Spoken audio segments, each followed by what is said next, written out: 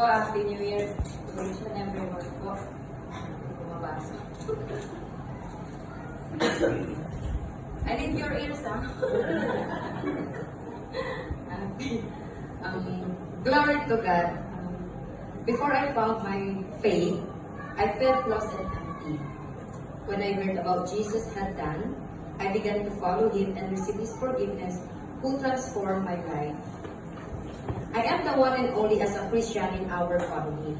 My family does not agree with it, but I didn't listen to them. I believe that someday we will share the same faith. I arrived here in UAE in 2013. I became busy with my work and forgot about God. And I started living with a worldly ways, drinking heavy, hang out with my friends, and getting into relationships.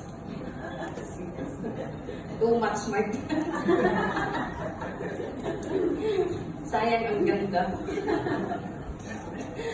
But I felt like something was missing, like I was searching that I couldn't figure it out. Until 2018, I found the GIL Church here in Ashman, and I was invited.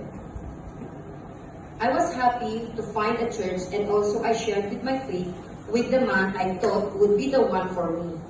But sadly to say, in 2021, we eventually parted ways. Probably because it wasn't God's plan for us to be together. I thought to myself that I didn't want it anymore. Wait. And I started to feel disgusted with myself. But often our plans doesn't work out because God has a better plan for us. And I met the man who would make my heart beat again. But I was so afraid, so I treated it like a game. I never expect that he was serious about me until he came to visit me here in UAE and proposed, and we both decided to build a family.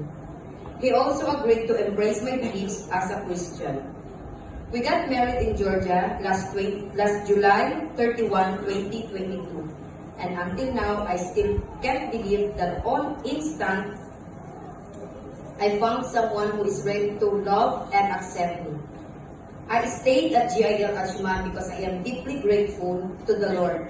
But there are still moments in my life when I feel weak and lazy to go in church.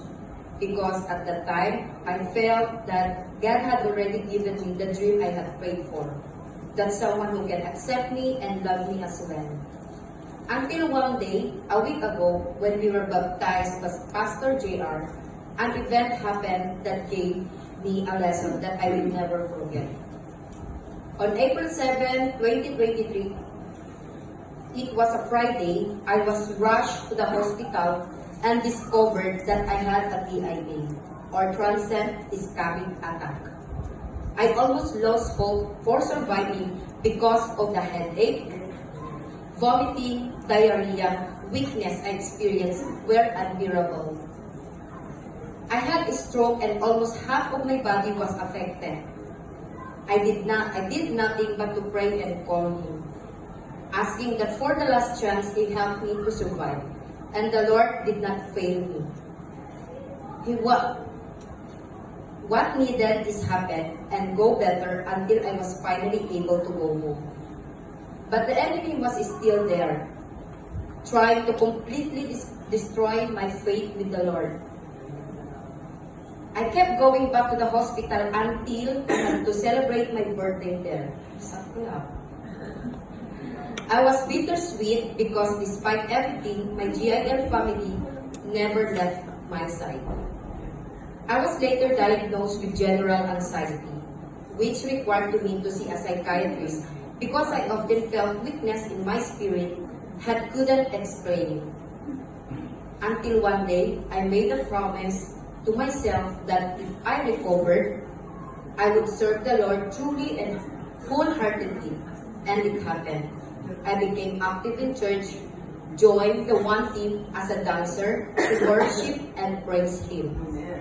Became a teacher in kids ministry and to dance during the GIL anniversary last November 30, 2024. I was happy to fulfill my promise to the Lord to serve Him with all my heart. As a result, my life is slowly being restored. I see changes in myself that one temperamental and impatient person now stands before you and proud to say that the Lord is transforming and shaping me into the someone new. And I believe that when we bring souls closer to the Lord, many blessings will come to our lives. That's why I encourage everyone to never give up on sharing the Word of God and bringing souls on the sharing the Word into Him. And like me, even though I went through the darkness, I see the light that comes from the Lord. As I close my testimony, I want to thank all of you for being part of my life and my spiritual family. I may be leaving this country soon, but you will remain in my heart and you will always be included in my prayers that this church will continue to grow. Like my favorite verse in the book of Isaiah, chapter 60, verse 22. When the time is right, I, the Lord, will make it happen. Keep the faith, for God can change your story. Soon you will smile and forget your moments of sadness if you love the one who died on the cross to save your life. Thank you for everyone. January 13, flight ko na po, so I will miss you all. Good day po and blessed everyone. And I am Sis Jinky, rescued by the Lord Jesus Christ. A life once meaningless, but now with a purpose and direction.